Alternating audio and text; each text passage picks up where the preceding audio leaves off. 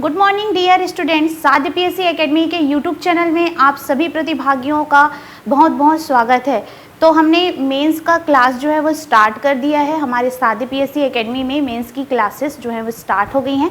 ठीक है, तो अभी हम समाजशास्त्र के बारे में पढ़ने वाले हैं, तो आप सभी बच्चे ध्यान देंगे।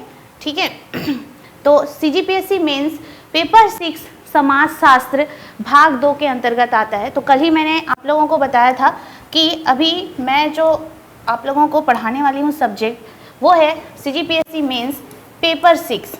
कल मैंने डिस्कस किया था सिलेबस के बारे में थोड़ा सा, अगर आप ध्यान दिए होंगे तो पेपर 6 है ना, पेपर 6 इसमें मैंने सब्जेक्ट बताया था कि पार्ट 1 में आपका होगा दर्शन शास्त्र।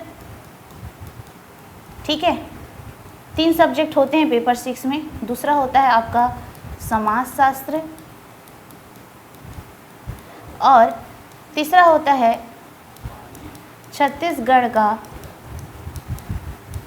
सामाजिक परिदृश्य।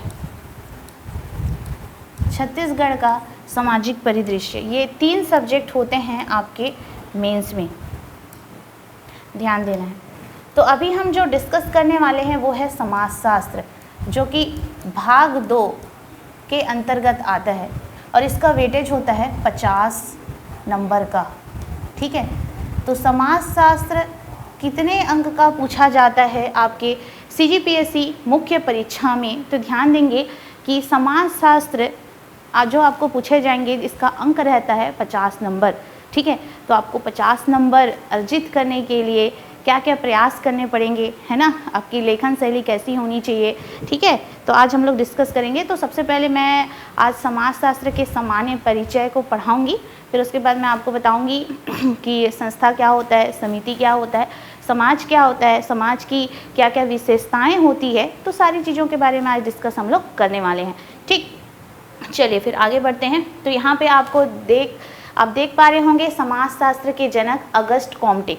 तो हमें सबसे पहले ये जाना रहता है कि हमारे जो समाजशास्त्र के जनक कौन है, वो है अगस्ट कॉम्टे महोदय जी, और इनके बारे में आपको जानना जो है वो अनिवार्य है। ठीक है, तो चलिए थोड़ा सा अब हम लोग जो हमारे फ्रांसीसी विचारक हैं अगस्ट कॉम्टे, उनके बारे में जानने का प्रयास करते हैं। ठीक है, तो अगस्ट कॉम्टे को ही हम समाजशास्त्र के जनक के रूप में जानते हैं। तो चलिए ध्यान देना। तो ये जो ऑगस्ट कॉम्टे हैं ये कौन है, तो इनके बारे में थोड़ा सा जान लेते हैं। ऑगस्ट कॉम्टे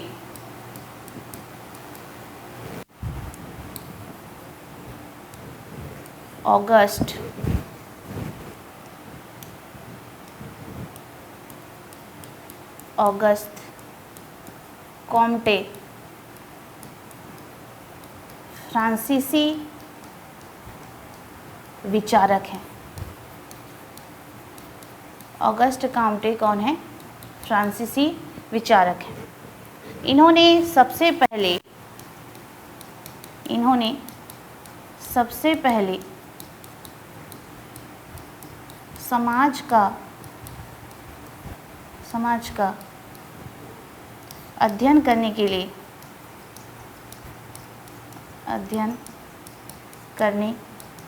लिए वैज्ञानिक पद्धति का सहारा लिया।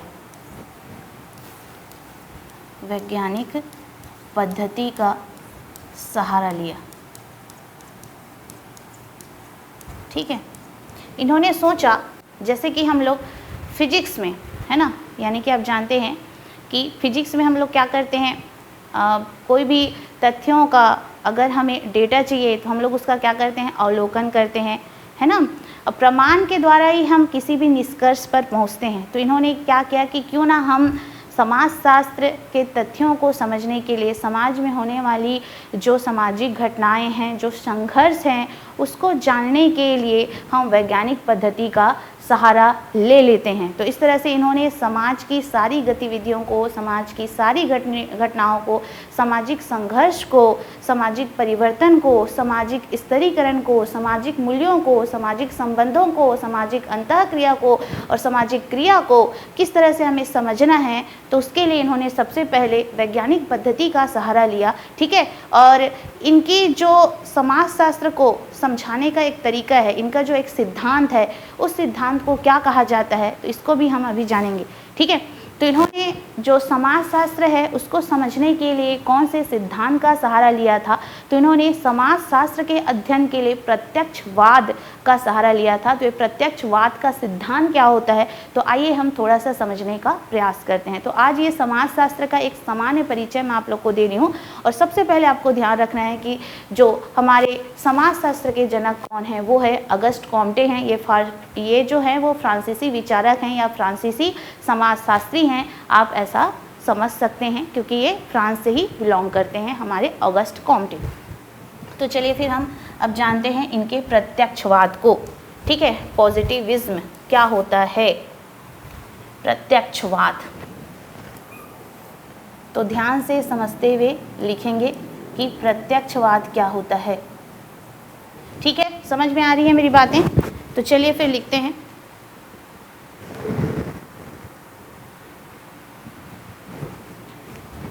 तो फ्रांसीसी विचारक ऑगस्ट कॉम्टे ने समाज के अध्ययन के लिए, फ्रांसीसी जो विचारक हैं ऑगस्ट कॉम्टे जी ने समाज के अध्ययन के लिए अवलोकन, विश्लेषण,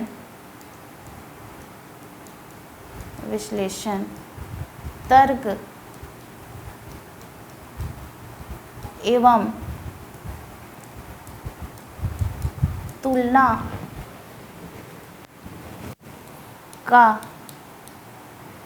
के साथ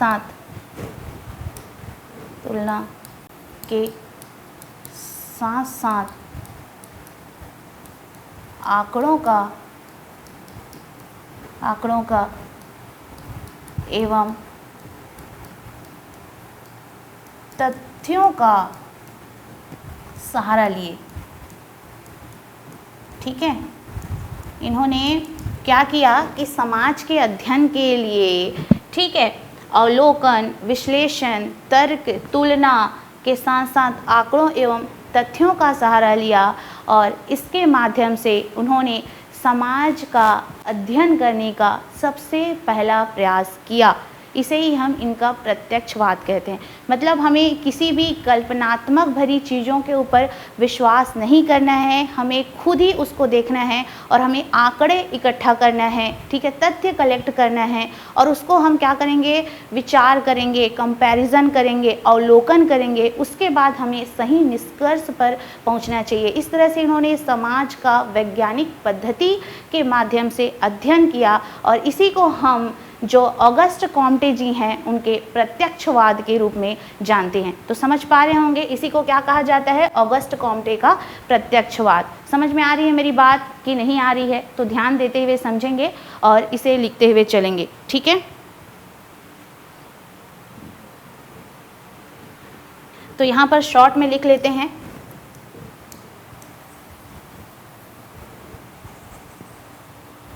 किसी बात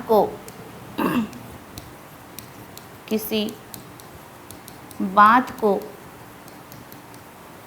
कल्पना या अनुमान से नहीं,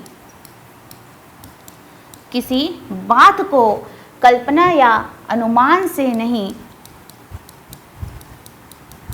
बल्कि उससे तथ्य एवं आंकड़ों के माध्यम से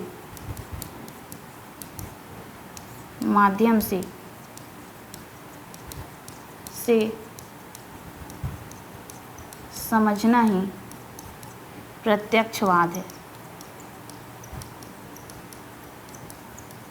ठीक है, तो किसी बात को कल्पना या अनुमान से नहीं बल्कि उसके तथ्य एवं आंकड़ों के माध्यम से समझना ही क्या है, प्रत्यक्षवाद है। तो सबसे पहले प्रत्यक्षवाद का सहारा लिया था हमारे ऑगस्ट कॉम्टे महोदय जी ने। ठीक है, तो याद रखना है प्रत्यक्षवाद की महत्वपूर्ण कड़ियाँ।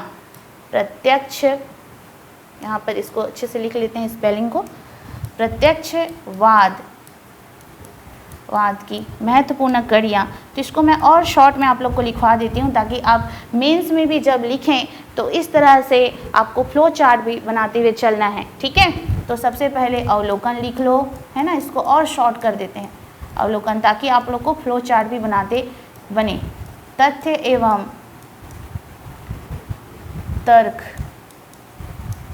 उसके बाद आंकड़े, उसके बाद आप लिखेंगे तुलना या कंपैरिजन भी लिख सकते हैं, कंपैरिजन।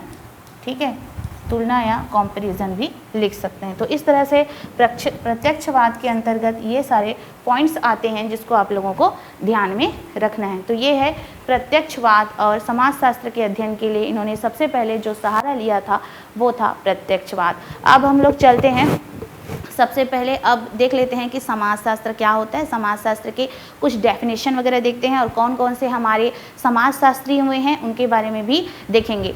तो इनकी पुस्तक के नाम को भी देख लेते हैं कि कौन सी पुस्तक में इन्होंने समाजशास्त्र के वैज्ञानिक अध्ययन के बारे में बताया है, जो हमारे फ्रांसीसी विचारक हैं ऑगस्ट कॉम्टे।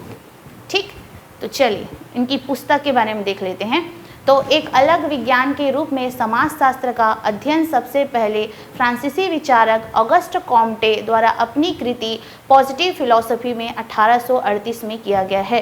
तो इनकी प्रमुख कृति का नाम है पॉजिटिव फिलॉसफी, और इसको इन्होंने 1838 में लिखा हुआ था। किसने लिखा हुआ है? हमारे ऑगस्ट कॉम्टे महोदय जी ने। तो एक अलग विज्ञान के रूप में समाजशास्त्र का अध्ययन सबसे पहले फ्रांसीसी विचारक ऑगस्ट कॉम्टे द्वारा अपनी कृति पॉजिटिव फिलॉसफी में इन्होंने सबसे पहले कब किया है? तो 1838 में इन्होंने किया है, इनकी कृति है। ठीक है, नेक्स्ट चलिए अब हम लोग यहाँ पे समझते हैं समाजशास्त्र के बारे में। समाजशास्त्र, समाज शास्त्र के बारे में सबसे पहले समझ लेते हैं, उसके बाद हम लोग जाएंगे आगे। समाज क्या होता है, सोसाइटी क्या होता है, समिति क्या होती है, संस्था क्या होती है, इसके आगे हम लोग चर्चा करेंगे। सबसे पहले हम लोग समाजशास्त्र को समझ लेते हैं। तो समाजशास्त्र जो है वो कितने शब्दों से मिलकर बना है? तो ध्यान देना है, समाजशास्त्र जो है वो 2 शब्दों से मिलकर बना है। समाजशास्त्र 2 शब्दों से मिलकर बना है, शब्दों से मिलकर बना है। ठीक है, समाजशास्त्र कितने शब्दों से मिलकर बना है भाई? समाजशास्त्र 2 शब्दों से मिलकर बना है। एक है सोशियस, सोशियस। ठीक है, समाजशास्त्र, इस तरह से आपको इन्वर्टेड कॉमा का भी ध्यान रखना है जब आप CGPSC मेंस में डेफिनेशन लिखेंगे। शब्दों का, वर्ड्स पावर का आपको ध्यान देते हुए चलना है, तभी आप एक अच्छा आंसर राइटिंग कर सकते हैं। तो समाजशास्त्र 2 शब्दों से मिलकर बना है। एक है सोशियस, जो कि सोशियस जो कि लैटिन भाषा का शब्द है, लैटिन भाषा का शब्द है।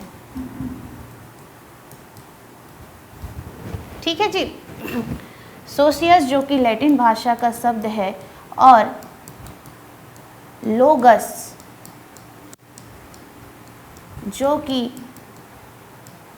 ग्रीक भाषा का शब्द है, ग्रीक भाषा का शब्द है।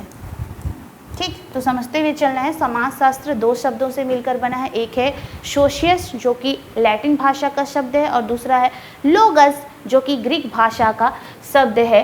और यहाँ पर ध्यान देना है, सोशियस का अर्थ होता है समाज, सोशियस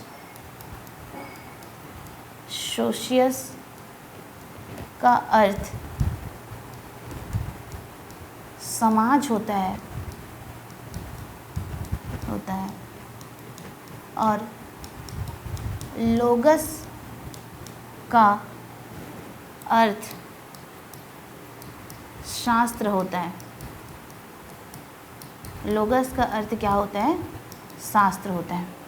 अब हम लोग समझेंगे कि समाज शास्त्र को हम लोग कैसे डिफाइन करेंगे। ठीक है, समाज शास्त्र को हम कैसे यहाँ पे परिभाषित कर सकते हैं। तो आइए हम इसे परिभाषित करने का प्रयास करते हैं।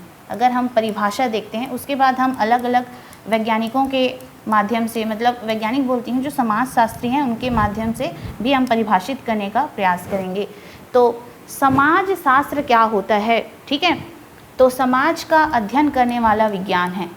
समाज का अध्ययन करने वाला विज्ञान है।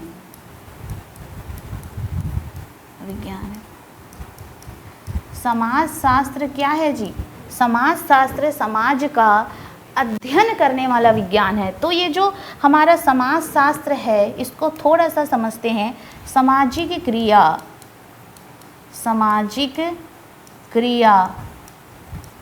दूसरा है सामाजिक अंतःक्रिया। ठीक है, पहला है आपका सामाजिक क्रिया, दूसरा है सामाजिक अंतःक्रिया। यहाँ पर लिख देते हैं सामाजिक मूल्य।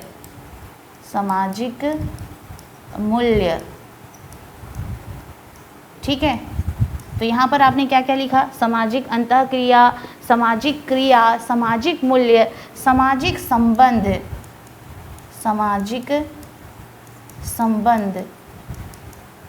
ठीक है, तो सभी का अध्ययन करने वाला एक समग्र विज्ञान है।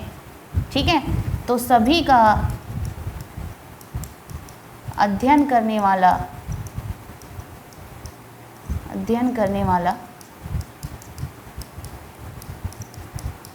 एक समग्र विज्ञान है। तो मेरी बातें समझ में आई?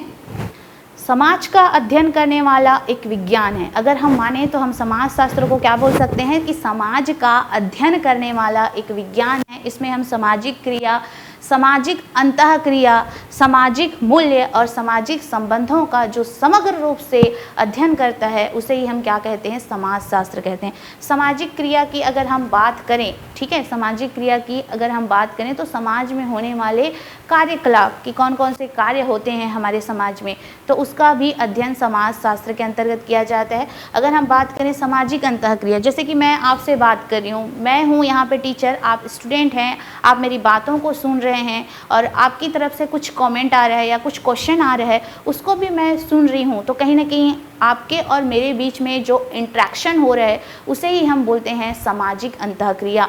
तो सामाजिक अंतःक्रिया किसके किसके बीच में होता है? अगर मैं किसी शॉप में जाती हूँ, किसी दुकानदार के पास जाती हूँ, है ना, उनको मैं कुछ सामान मांग रही हूँ या कुछ बातें बोल रही हूँ कि आपके सामान में ये कमियां हैं या मुझे ये सामान चाहिए, मुझे ये सामान दीजिए, तो कहीं ना कहीं मैं जो दुकानदार के साथ जो क्या कर रही हूँ, बातचीत कर रही हूँ, उसे ही हम क्या बोलते हैं? सोशल इंटरेक्शन बोलते हैं। अगर मैं हॉस्पिटल में जाऊँ, मैं डॉक्टर से अपनी जो तकलीफ़ें हैं उसको शेयर कर रही हूँ और डॉक्टर मुझे उसका सॉल्यूशन बता रहे हैं, तो वो भी क्या हो जाता है? वो भी हमारा सोशल इंटरेक्शन में ही काउंट होता है। उसके बाद अगर हम बात करें, अगर चलते फिरते किसी हम राहगीर से बात कर लें, अब उन्होंने अपने हमें क्या पूछ लिया? डायरेक्शन पूछ लिया और हमने भी उसको रिप्लाई दिया, तो ये भी क्या कहलाता है?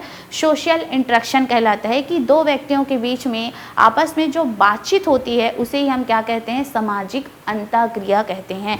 उसके अलावा यहाँ पर सामाजिक मूल्य, हमारे समाज को चलाने के लिए कुछ मूल्य होते हैं, सोशल वैल्यूज़ होते हैं, जिसका पालन करना हमें अत्यंत अनिवार्य होता है। जैसे कि सोशल वैल्यूज़ की अगर मैं बात करूं, जैसे हमें रोड में कचरा फेंकना नहीं चाहिए, जो कि हमारे सोशल वैल्यू के खिलाफ है, ये गलत बातें हैं। तो समाज में गलत सही बातें भी होती है, तो हमें समाज में रहने के लिए हमें सही बातों का, सोशल वैल्यूज़ का पालन करना ज़रूरी होता है। अगर मैंने रोड में कचरा फेंका तो वो गलत बात है, ठीक है। अगर मैं डस्टबिन में कचरा डालती हूँ तो वो क्या हो जाता है, सही हो जाता है। तो समाज में रहने के लिए हमें कुछ मूल्यों का भी पालन करना अनिवार्य होता है। उसके अलावा सामाजिक संबंध हर व्यक्ति के बीच में, ठीक है, समाज में कहीं ना कहीं एक व्यक्ति को दूसरे व्यक्ति की मदद लेना आवश्यक हो जाता है। जो मनुष्य होता है वो सामाजिक प्राणी है, ठीक है। मनुष्य आता है अकेले, लेकिन समाज में रहने के लिए उसे लोगों की आवश्यकता पड़ती ही पड़ती है। आप समाज में रहकर आप सोचेंगे कि मैं अकेला जीवन यापन कर लूँगा, तो ये पॉसिबल नहीं है। समाज में रहने के लिए आपको अनेक सारे व्यक्तियों का सहारा लेना ही पड़ता है, तो वो है सामाजिक संबंध। तो समाजशास्त्र सामाजिक अंतःक्रिया, सामाजिक क्रिया, सामाजिक मूल्य और समाज में घटित होने वाली घटनाओं का समग्र रूप से अध्ययन करता है, विश्लेषण करता है, उसे ही हम क्या कहते हैं, समाजशास्त्र कहते हैं। और अलग अलग हमारे जो समाजशास्त्री हैं उनके अनुसार समाजशास्त्र की परिभाषाएं भी अलग अलग होती है। तो सबसे पहले हम कुछ समाजशास्त्रियों के नामों को देखते हैं, उसके बाद हम उनके अकॉर्डिंग जो परिभाषा उन्होंने दी है उसको भी देखते हुए चलेंगे। तो चलिए हम लोग लिखते हैं प्रसिद्ध समाजशास्त्रियों के नेम, है ना। प्रसिद्ध समाजशास्त्रियों के नेमों को लिखते हैं। कुछ प्रसिद्ध समाजशास्त्री, आइए लिखते हैं कुछ प्रसिद्ध समाजशास्त्रियों के नेम को। तो सबसे पहले आपको लिखना है इमाइल दुर्खिम। क्या लिखेंगे, इमाइल दुर्खिम। उसके बाद है वार्ड, उसके बाद लिखेंगे गिंडिक्स। और भी हैं लेकिन धीरे धीरे बताते हुए चलूँगी, अभी मेन इतने नामों को आप लोग को जानना है। गिंडिक्स, गिंडिक्स महोदय। उसके बाद है मैक्स वेबर। पांचवा लिखेंगे मैकाइवर एवं पेज। अब एक दो समाजशास्त्री के अकॉर्डिंग हम डेफिनेशन भी लिख लेते हैं, क्योंकि अगर आपको डेफिनेशन पूछे मेंस में, ठीक है, मैं बता दूं यहाँ पे, अगर आपको सीजीपीएससी मेंस में डेफिनेशन पूछे तो आपको एक दो दार्शनिकों के डेफिनेशन भी लिखने पड़ेंगे। तो इससे क्या होगा कि आपकी जो आंसर राइटिंग है उसको मजबूती मिलेगा और एक अच्छा नंबर आपको मिल सकता है मेंस में, क्योंकि कहीं ना कहीं आपको दूसरे जो स्टूडेंट है उससे आगे बढ़कर रहना है, तभी आपको एक अच्छा नंबर मिल सकता है, ठीक है। आपकी आंसर लिखने की क्वालिटी दूसरों से बेहतर होनी चाहिए, तभी एक आपको मेंस में अच्छा नंबर मिलेगा। इसलिए आपको क्या करनी है कि अभी से आपको अपनी लेखन शैली को बेहतर से बेहतर बनानी है, ठीक है। चलिए, तो अब हम लोग लिखते हैं कि जो हमारे समाजशास्त्री महोदय हैं उनके अनुसार हमारे समाजशास्त्र की परिभाषा क्या होता है। दुर्खिम महोदय के अनुसार देखते हैं, दुर्खिम महोदय के अनुसार समाजशास्त्र की परिभाषा। तो समाजशास्त्र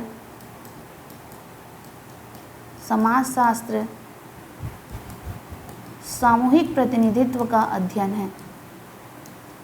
समाजशास्त्र सामूहिक प्रतिनिधित्व का अध्ययन है।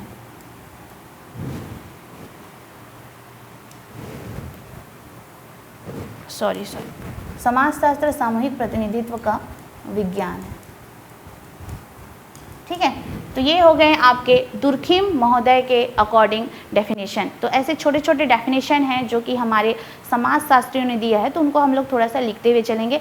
जब भी अगर आपको समाजशास्त्र का डेफिनेशन पूछेगा तो समाजशास्त्र का डेफिनेशन लिखने के बाद आपको जो हमारे समाजशास्त्री हैं उन्होंने जो डेफिनेशन दिया है उस डेफिनेशन को भी आपको लिखना पड़ेगा, तो आपको एग्ज़ाम में अच्छे नंबर मिल सकते हैं, ठीक है।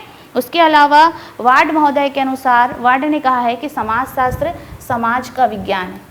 वार्ड महोदय ने क्या परिभाषित किया है, समाजशास्त्र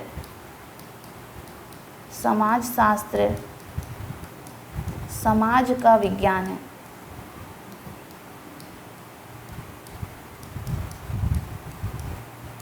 ठीक है। उसके बाद गेंडिक्स महोदय के अनुसार लिखेंगे। तो अभी दोनों डेफिनेशन को लिखते हुए चलेंगे। गेंडिक्स महोदय ने कहा है समाजशास्त्र समाज का वैज्ञानिक अध्ययन है।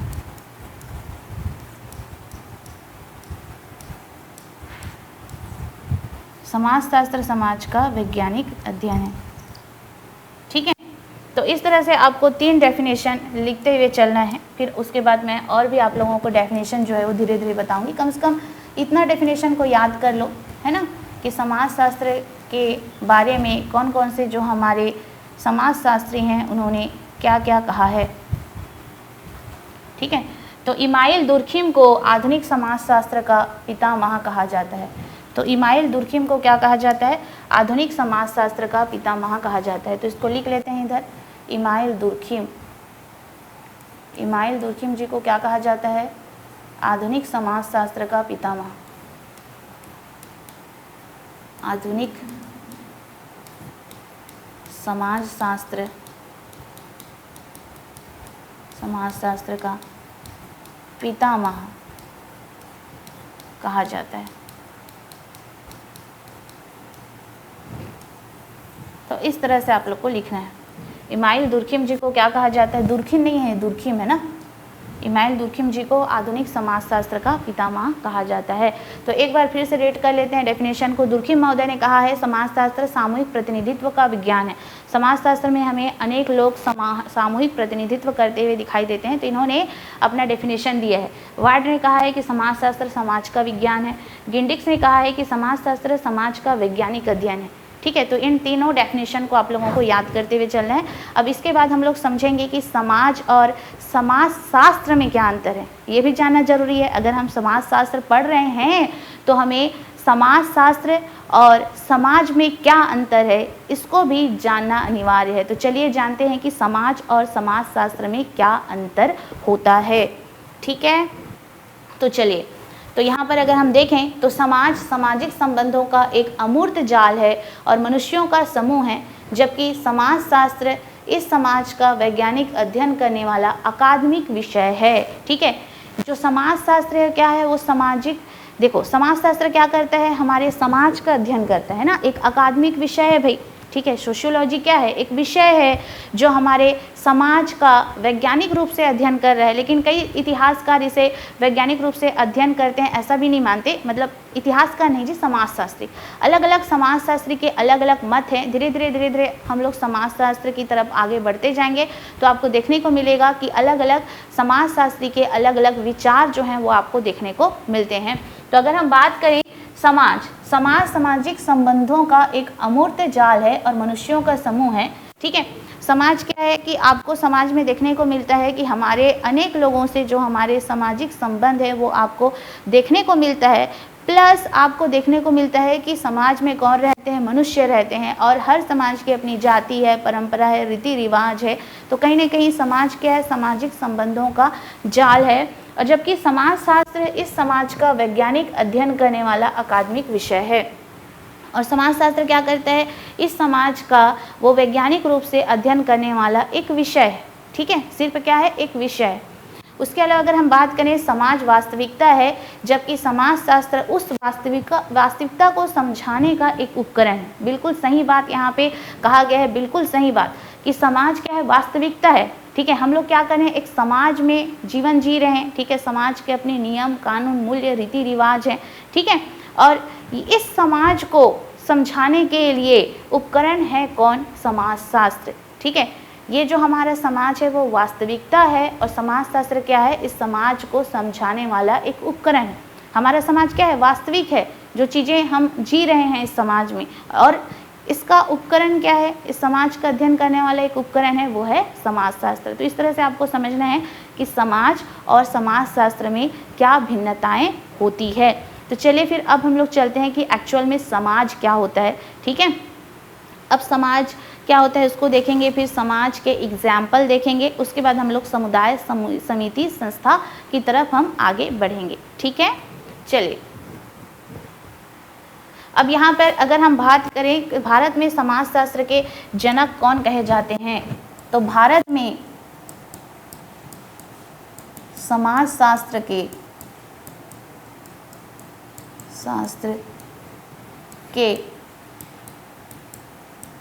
जनक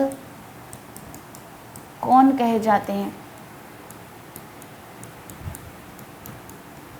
भारत में समाजशास्त्र के जनक कौन कहे जाते हैं, तो इनके बारे में भी हम जान लेते हैं। गोविंद सदाशिव घुरिये।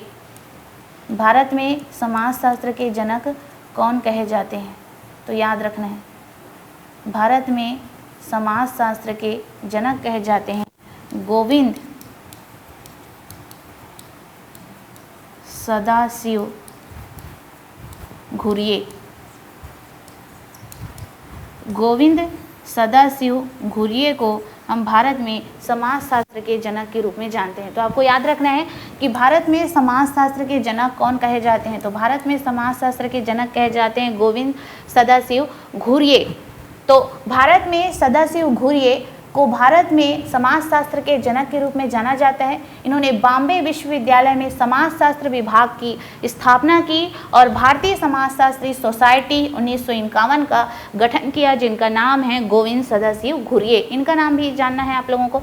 वे एक प्रख्यात भारतविद और समाजशास्त्री थे। उन्होंने मुख्य रूप से भारतीय संस्कृति, भारतीय जाति, प्रजाति, परिवार और धर्म जैसे विषयों पर ऐतिहासिक और अनुभवजन्य दृष्टिकोण से अध्ययन किया है। तो उन्होंने भारतीय समाज में रीति रिवाज, जाति, परंपरा और जो हमारी संस्कृति है, परिवार है और कई सारे ऐतिहासिक विषयों पर इन्होंने क्या किया, अध्ययन किया है, शोध किया है। तो भारत के समाजशास्त्र के जनक कौन माने जाते हैं, जैसे कि हमने देखा वर्ल्ड लेवल पर, तो हमारे अगर समाजशास्त्री के एक्चुअल में जनक की बात करें तो वो है अगस्ट काउंटे। अगर हम भारत में समाजशास्त्री के जनक की बात करें तो भारत में गोविंद सदाशिव घुरिये को भारत में समाजशास्त्री के जनक के रूप में देखा जाता है। ठीक है, चलिए आगे देखते हैं। अब समाज के बारे में पढ़ेंगे हम।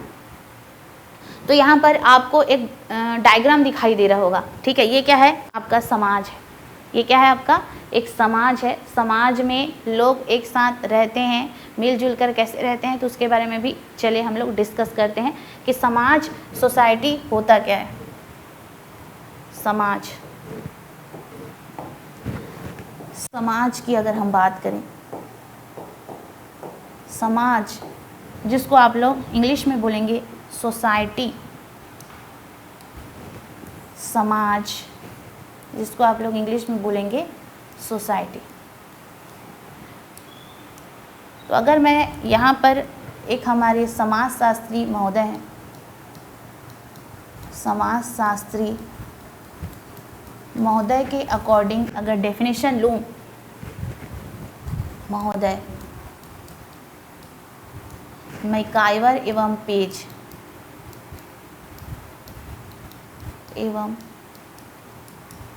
पेज के अनुसार समाज जो है वो सामाजिक संबंधों का जाल है। समाज सामाजिक संबंधों का जाल है,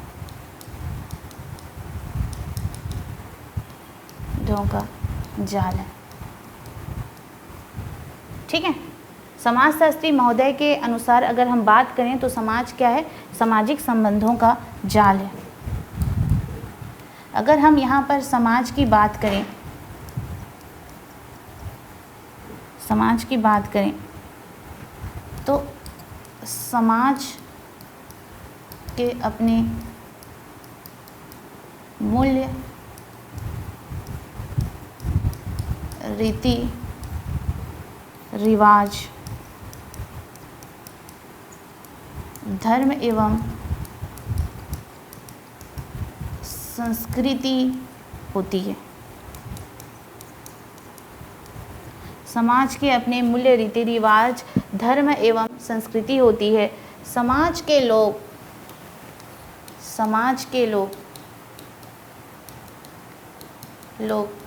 एक दूसरे पर निर्भर रहते हैं,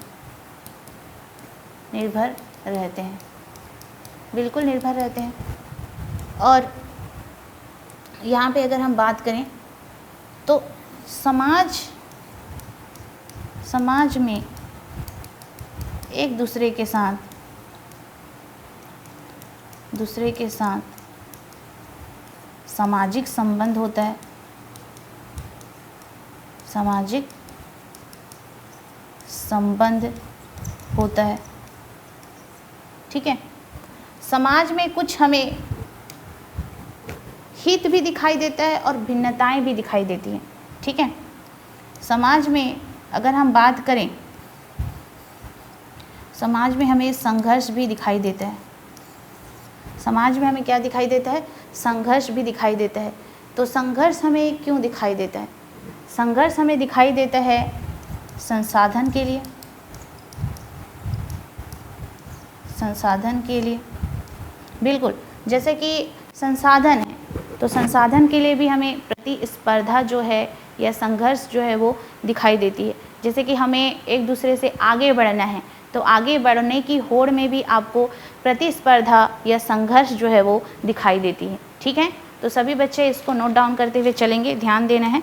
ठीक है, चलिए लिखते हुए चलेंगे। चलो लिखो, स्क्रीनशॉट ले लो। सबसे पहले तो स्क्रीनशॉट ले लेंगे सभी बच्चे, फिर उसके बाद आगे बढ़ेंगे ना।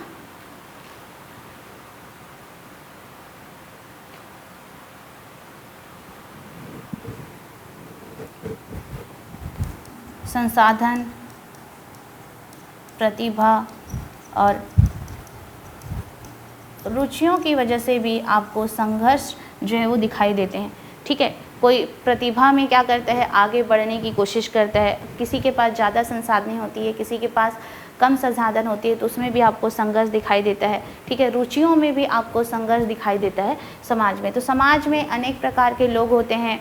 ठीक है, तो सभी लोगों के बीच विचार को लेकर भी मतभेद देखने को मिलता है। तो अनेक सारी चीज़ें आपको यहाँ पे समाज में सामाजिक संबंध भी नज़र आते हैं, सामाजिक संघर्ष भी नज़र आते हैं, सामाजिक स्तरीकरण, वर्ग भेद भी नज़र आते हैं कि आपको एक बड़ा सोसाइटी का इंसान देखने को मिलता है और वहीं आपको एक छोटा सोसाइटी का भी इंसान देखने को मिलता है। तो इसको बोला जाता है सामाजिक स्तरीकरण, कि समाज जो है वो कैसे अलग अलग वर्गों में विभक्त होता है। इसे हम लोग क्या कहते हैं? सामाजिक स्तरीकरण कहते हैं। धीरे धीरे मैं आपको समाज के बारे में और भी चीज़ें बताती जाऊँगी तो आपको चीज़ें जो है वो समझ आएगी। तो समाज की विशेषताओं को हम लोग पढ़ लेते हैं। ठीक है, तो यहाँ पर अगर देखते हैं तो अलग अलग लोग एक साथ जुड़े हुए होते हैं। समाज में जो लोग होते हैं, ये देख सकते हैं कि अलग अलग लोग हैं।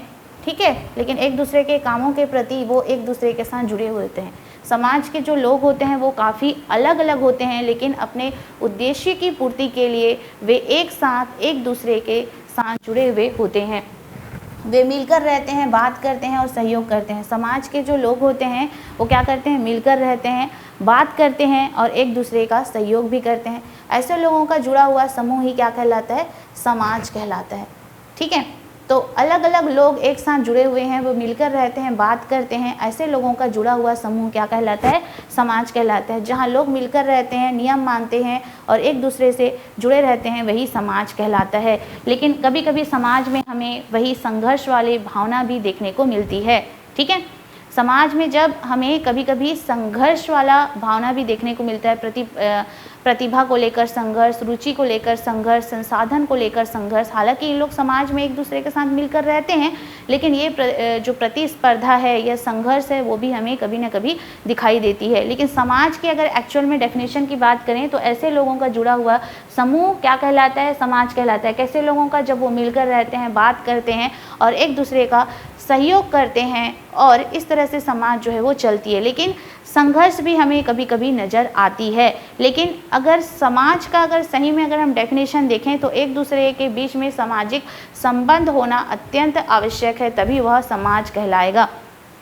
ठीक है, अन्यथा वह समाज नहीं कहलाएगा। समाज के लोगों के बीच में अगर सामाजिक संबंध ही नहीं है तो वो समाज नहीं कहलाएगा। इनके बीच में सामाजिक संबंध होना चाहिए। लेकिन कभी कभी संघर्ष देखने को मिलता है, लेकिन वो एकदम से ज़्यादा ऐसा नहीं है कि वहाँ पे बहुत ज़्यादा दिक्कतें होती है, वो मन में रहता है। एक दूसरे को तो जता नहीं सकते कि हाँ मुझे आपसे प्रॉब्लम है, ठीक है, वो मन में रहता है कभी कभी। लेकिन एक व्यक्ति का दूसरे व्यक्ति के बीच सहयोग की भावना, आपस में मिलजुल कर रहना और आपस में सोशल इंटरेक्शन करना और एक दूसरे के बीच में सामाजिक संबंध होना भी अनिवार्य होता है, ठीक है।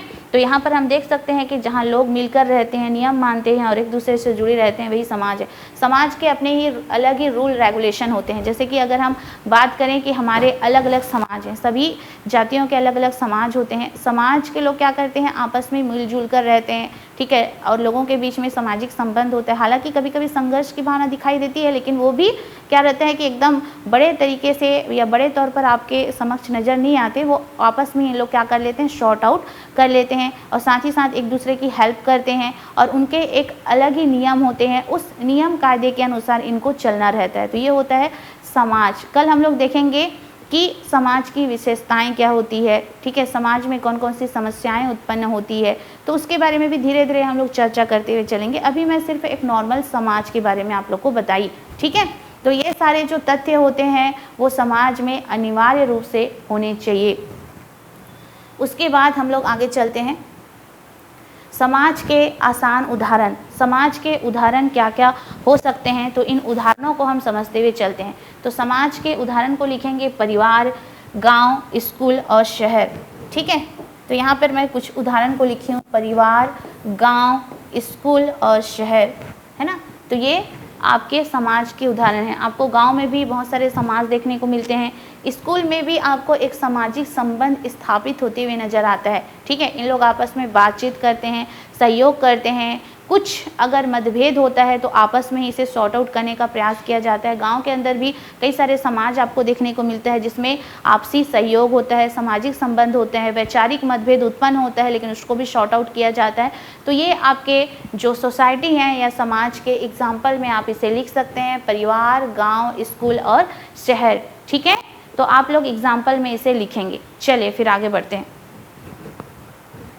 तो आज मैं एक सामान्य जानकारी दे रही हूँ, तो कल से हम लोग देखेंगे कि समाज की विशेषताएं क्या होती है, समिति और समाज में क्या अंतर होता है। तो एक एक चीज़ों को मैं अच्छे से डील करते हुए चलूँगी। आज मैं एक सिर्फ आप लोगों को एक सामान्य जानकारी दे रही हूँ कि हमें समाजशास्त्र में क्या क्या पढ़ना रहता है, ठीक है। एक छोटी छोटी चीज़ें हैं जिसके बारे में जानना आपको अनिवार्य होता है। तो अब हम देखते हैं कि समिति क्या होता है, फिर इसके बाद हम लोग देखेंगे समुदाय क्या होता है, संस्था क्या होता है, तो इसके बारे में हम लोग जान लेते हैं। तो आइए देखते हैं। समिति या इसे आप लोग इसे बोल सकते हैं कमेटी। तो समिति कुछ लोगों का एक छोटा समूह होता है जो किसी खास काम को करने के लिए मिलकर बनाया जाता है। समिति क्या होता है, एक छोटे लोगों का या कुछ लोगों का समूह होता है जो किसी खास काम को करने के लिए मिलकर बनाया जाता है। जैसे कि मैंने यहाँ पर लिखा हुआ है स्कूल की कार्यक्रम समिति और दफ्तर की कर्मचारी समिति। यहाँ पे मैंने इमेज के माध्यम से आपको समझाया है, ठीक है। तो समिति क्या होता है कि कुछ लोगों का एक समूह होता है और कुछ लोग मिलकर इस समिति की स्थापना जो है वो करते हैं, ठीक है। अच्छा, तो समिति क्या होती है, समिति होती है कुछ लोगों का समूह जो किसी खास उद्देश्य को पूरा करने के लिए समिति की स्थापना की जाती है। जैसे कि स्कूल में किसी कार्यक्रम का आयोजन करना है, वो थोड़े समय के लिए होता है, ठीक है। तो अगर मुझे स्कूल में किसी खास कार्यक्रम को पूरा करवाना है तो उसके लिए स्कूल में बना दिया जाता है कार्यक्रम समिति, ठीक है। अगर आपको मोहल्ले में, ठीक है, गणेश उत्सव का कार्यक्रम आयोजन करवाना है तो आप क्या बनाते हैं, गणेश उत्सव समिति। अगर मुझे अपनी ऑफिस में किसी कार्यक्रम का संचालन करना है या किसी कार्य को करना है, उसके लिए हमें क्या चाहिए, एक टीम की आवश्यकता होती है, तो उसके लिए भी हम क्या बनाते हैं, समिति बनाते हैं। तो ये हो जाता है आपका दफ्तर समिति, मतलब कुछ लोगों का समूह। जब हम किसी खास उद्देश्य को पूरा करने के लिए एक समिति बनाते हैं या एक टीम तैयार करते हैं, वही होती है आपकी समिति। मतलब किसी खास उद्देश्य को पूरा करने के लिए कुछ लोगों का समूह मिलकर कार्य करते हैं, उसे ही हम लोग कहते हैं समिति, ठीक है। तो कई प्रकार की समितियां होती है, आप जानते ही हैं, ठीक है। तो ये होता है आपका समिति। समिति भी समाज के अंदर जो है वो उपस्थित होता है। उसके बाद आगे चलते हैं हम, संस्था और समुदाय क्या होता है। यहाँ पे हम संस्था को भी समझ लेंगे और समुदाय को भी समझ लेंगे, और प्लस यहाँ पे हम लोग इस डायग्राम के माध्यम से इस उदाहरण को देखने का प्रयास करते हैं। यहाँ पे आपको दिखाई दे रहा है संस्था के उदाहरण। संस्था के उदाहरण में आप देखेंगे यहाँ पे परिवार है, विवाह है, ठीक है, शिक्षा भी एक संस्था है। यहाँ पर लिखा नहीं है लेकिन शिक्षा भी किसका उदाहरण है, संस्था का उदाहरण है। और यहाँ पे आप देख सकते हैं समुदाय का उदाहरण है, गांव का समुदाय, मोहल्ले का समुदाय, किसी जनजातीय समुदाय मतलब किसी जनजातीय समाज का समुदाय। तो वो सारे एग्जाम्पल हो जाएंगे आपके समुदाय के अंतर्गत। अगर हम संस्था को समझते हैं, संस्था क्या होता है, संस्था क्या होता है कि संस्था परंपराएं, नियमों एवं तरीकों के माध्यम से समाज में व्यवस्था कायम करने का कार्य करती है ना। संस्था क्या करती है कि समाज में व्यवस्था कायम करने का कार्य करती है। कैसे काम करेगी, चाहे परंपरा के माध्यम से हो, चाहे वो तरीकों के माध्यम से हो या नियमों के माध्यम से हो, उसके माध्यम से समाज में एक व्यवस्था स्थापित करती है। ठीक है, संस्था मतलब सीधी सी बात याद करेंगे नियम या कानून, और समुदाय मतलब याद करेंगे लोगों का समूह। ठीक है, संस्था मतलब एक लाइन में याद करेंगे नियम या कानून, और समुदाय मतलब याद करेंगे लोगों का समूह। कल की क्लास में भी मैंने बताया था कि संस्था मतलब नियम या कानून और समुदाय मतलब लोगों का समूह। तो आइए हम लोग समझते हैं संस्था वे नियम और तरीके हैं जिनसे समाज के काम चलते हैं। ठीक है, तो अभी भी मैंने बताया था कि चाहे परंपरा हो, नियम हो या तरीके हो, उनके माध्यम से समाज में एक व्यवस्था स्थापित करते हैं, और इन व्यवस्थाओं के माध्यम से समाज के कई सारे जो कार्यकलाप हैं वो होते हैं। जैसे कि यहाँ पर हम देख सकते हैं परिवार को भी हम संस्था का एग्जाम्पल मानेंगे, क्योंकि हमारे परिवार के अंदर भी कई सारे नियम होते हैं। ठीक है, कई सारे अनुशासन होते हैं और कई सारे जो परंपराएं होती है। मेरे घर के भी अलग सारी परंपराएं हैं, मेरे घर के भी कुछ कायदे कानून और नियमें हैं जिनका पालन करना मुझे अनिवार्य हो जाता है ना। तो वही है कि संस्था एक व्यवस्था है और एक नियम है जिसके माध्यम से जो हमारी सामाजिक व्यवस्था है वो चलती है। उसके अलावा अगर हम विवाह की बात करें तो विवाह को भी हम संस्था के उदाहरण के अंतर्गत मानते हैं। अलग अलग जाति समुदाय का विवाह करने के तरीके भी अलग अलग होते हैं। ठीक है, संस्था मतलब नियम कानून तरीके, इसको याद रखना है। एक व्यवस्था है जिसकी वजह से समाज जो है वो चलती है, जिसके समाज के काम चलते हैं। और विवाह क्या होता है कि अलग अलग धर्म जाति के अलग अलग विवाह करने के तरीके होते हैं। ठीक है, तो विवाह भी एक संस्था का उदाहरण है। उसके बाद शिक्षा भी हमारा एक संस्था का उदाहरण है, क्योंकि शिक्षा के भी हमारे कई सारे नियम होते हैं, डिसिप्लिन होते हैं, जिसको हम क्या करते हैं, मेंटेन करते हैं, है ना। तो संस्था वे नियम और तरीके हैं जिनसे समाज के काम चलते हैं। एक लाइन में छोटा सा डेफिनेशन याद करना है। ठीक है, एक लाइन में आपको डेफिनेशन याद करना है कि संस्था वे नियम और तरीके हैं जिनसे समाज के काम चलते हैं। सीधी सी बात, और एकदम छोटा और शॉर्ट डेफिनेशन है, और इसको मैंने पूरा ये इमेज के थ्रू आप लोगों को समझाया है, तो बिल्कुल आप लोगों को समझ में आनी चाहिए। और हमारे मेंस के एग्ज़ाम में ऐसी छोटे छोटे डेफिनेशन जो है वो पूछते हैं, और अधिकतर पूछा जाता है कि संस्था और समुदाय में क्या अंतर है, संस्था और समिति में क्या अंतर है, समिति और समाज में क्या अंतर है, समुदाय और समाज में क्या अंतर है। तो सारे अंतरों को मैं बताते हुए चलूँगी। ठीक, उसके अलावा संस्था समाज को चलाने वाले नियम और व्यवस्था, एक लाइन में सीधा, संस्था क्या है, समाज को चलाने वाले नियम और व्यवस्था। उसके अलावा इधर बात करें समुदाय, एक जगह पर रहने वाले लोगों का समूह जिसमें आपसी अपनापन होता है। ठीक है, एक जगह पर किसी भौगोलिक क्षेत्र में रहने वाले लोगों का समूह जिनकी अपनी रीति रिवाज होते हैं, दोनों के बीच में अपनापन होता है, साझा संस्कृति होती है। ठीक है, इनके सेम रीति रिवाज होते हैं, एक ही स्थान पर रहने वाले लोगों का समूह। जैसे कि आप देख सकते हैं कि जैसे जनजातीय क्षेत्र हो गए, जनजातीय क्षेत्र में रहने वाले लोगों का समाज, वो भी क्या हो जाएगा, एक समुदाय का उदाहरण हो जाएगा। जैसे कि अगर हम बात करें बस्तर क्षेत्र में, है ना, तो अबुझ माड़िया जनजाति रहती है, उनकी एक क्या है, अपना एक समुदाय होता है। ठीक है, वो एक ही जगह पर एक ही स्थान में रहते हैं, एक ही भौगोलिक क्षेत्र में रहते हैं, उनका एक अपना रीति रिवाज संस्कृति होता है, आपस में क्या होता है, अपनापन होता है, तो वो भी क्या है, समुदाय का उदाहरण है।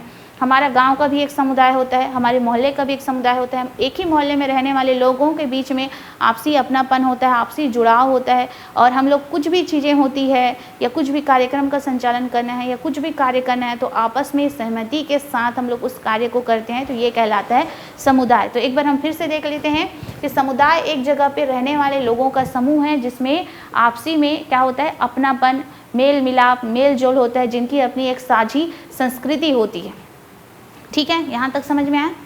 चलो, तो ये इस एग्जाम्पल के माध्यम से आप इसे अच्छे से समझ सकते हैं कि एक जगह में रहने वाले लोगों का समूह।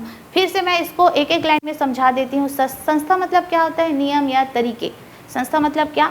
नियम और तरीके। समुदाय मतलब क्या? लोगों का समूह। अब इसको मैं छोटा सा आपको डेफिनेशन के साथ नहीं बोल सकती, इसको कंपैरिजन के साथ मैं बताती हूँ।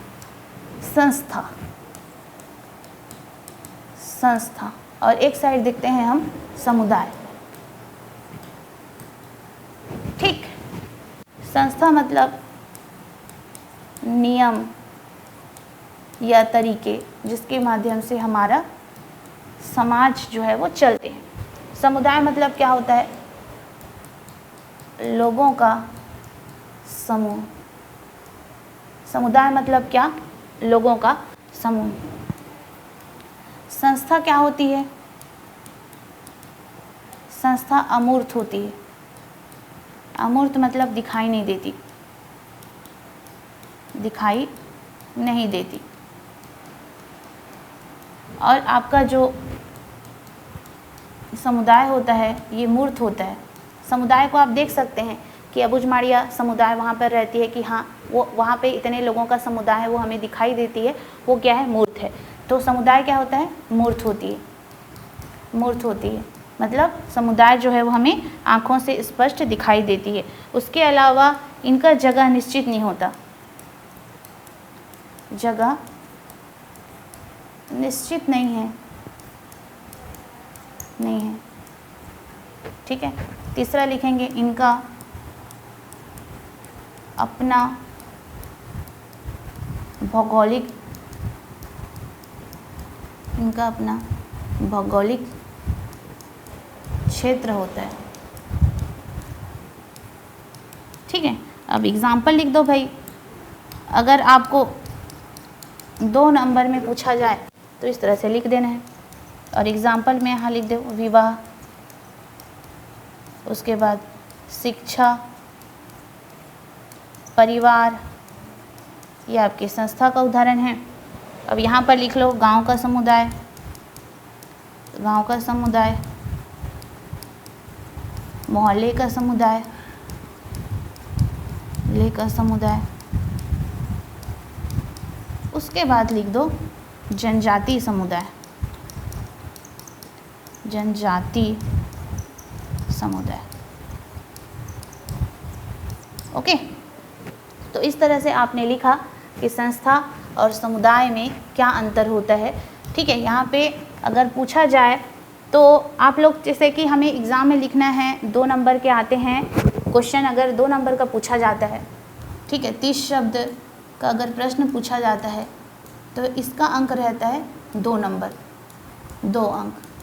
तो कहीं ना कहीं इसके लिए हमें 3 या 4 लाइन दिया रहता है। तो 3 या 4 लाइन के अंतर्गत आ रहा है तो बीच को ऐसे खंड करेंगे आप लोग। ठीक है, बीच को आप लोग क्या करेंगे?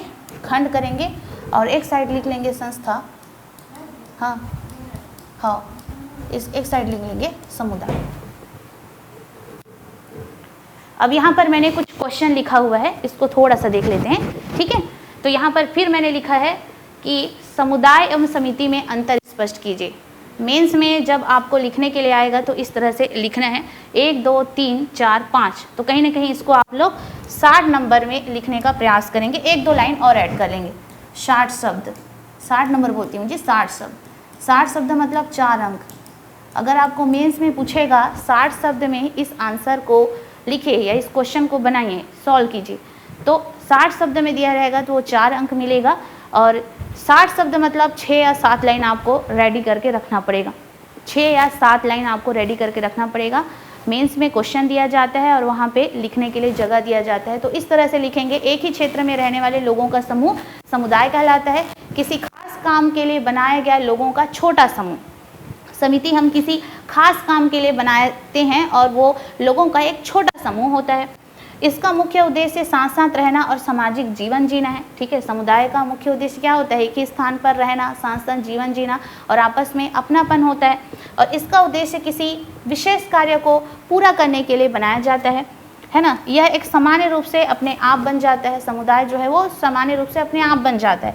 इसे जानबूझकर बनाया जाता है किसी विशेष उद्देश्य या खास उद्देश्य की पूर्ति के लिए। उदाहरण में गांव मोहल्ला आ जाता है हमारा, ऊपर कर देते हैं क्या, ठीक है, गांव और मोहल्ला आ जाता है। और इधर स्कूल की आयोजन समिति, परीक्षा समिति, ठीक है, या दफ्तर समिति, कई प्रकार की समितियां होती है, गणेश उत्सव समिति। ठीक है, तो इस तरह से आप लोगों को लिखना है एग्जाम्पल में, मतलब एग्जाम्पल में तो लिखना ही है, लेकिन साथ ही साथ एग्ज़ाम में भी इस तरह से आपको इस क्वेश्चन को सॉल्व करना है। चलिए एक दो क्वेश्चन और मैंने यहाँ पर लिखा हुआ है, इसको देख लेते हैं। इस संस्था क्या होता है, इंस्टीट्यूशन किसे कहते हैं, इसको आप लोग कल लिख के दिखाएंगे। ये आप लोग के लिए क्या रहेगा, होमवर्क रहेगा, है ना। यहाँ पर मैंने लिखा है 1 लाइन, 2 लाइन, 3 लाइन, 4 लाइन। ठीक है, 4 लाइन है यहाँ पे, तो इसको आप लोग 30 शब्द में लिख कर लाएंगे। 30 शब्द मतलब 2 अंक। तो संस्था क्या होती है अभी मैंने बता दिया है, समझा दिया है, और इसका जो एग्जाम्पल भी मैंने बताया है, तो इसको आप लोग थोड़ा सा लिखने का प्रयास करेंगे सभी बच्चे। ठीक है, उसके अलावा आगे चलते हैं। समुदाय। समुदाय एक निश्चित क्षेत्र में रहने वाले लोगों का एक समूह होता है जिसमें आपसी अपनापन, हम की भावना होती है और साझा जीवन होता है, जैसे कि गांव, शहर और जनजाति और पड़ोस। ये भी कितने अंक का क्वेश्चन है, ये भी 30 शब्द का प्रश्न है और इसके अंक हैं 2। 30 शब्द के प्रश्न हैं और इसके अंक हैं 2। ठीक है, तो ऐसे प्रश्न आपको पूछे जा सकते हैं 2 अंक में। ठीक है, तो अगर आपको पूछा जाए समुदाय किसे कहते हैं, तो आपको सबसे पहले डेफिनेशन लिखना है, उसके अलावा उदाहरण लिखना है। अगर तब भी छोटा बहुत मतलब थोड़ा बहुत जगह अगर बचा है आपके पेजेस में, तो साइड में छोटा सा ब्लॉक डायग्राम बनाकर भी चलना है। ठीक है, तो इस तरह से आपको अपने सभी जो क्वेश्चन है उसको रेडी करना है कि समुदाय किसे कहते हैं, उसको 30 शब्द में रेडी कर लो। संस्था किसे कहते हैं, उसे 30 शब्द में रेडी कर लो। समिति किसे कहते हैं, उसे 30 शब्द में रेडी कर लो। समाज किसे कहते हैं, 30 शब्द में रेडी कर लो। समाज शास्त्र किसे कहते हैं, उसे भी 30 शब्द में रेडी कर लो। तो कल मैं सभी की विशेषता पढ़ाऊँगी आप लोगों को। आज तो मैंने सिर्फ नॉर्मल से डेफिनेशन लिखा है, कल हम लोग इसकी विशेषता के बारे में पढ़ेंगे। चलिए फिर आज की क्लास यहीं तक रखते हैं। सभी बच्चों को थैंक यू।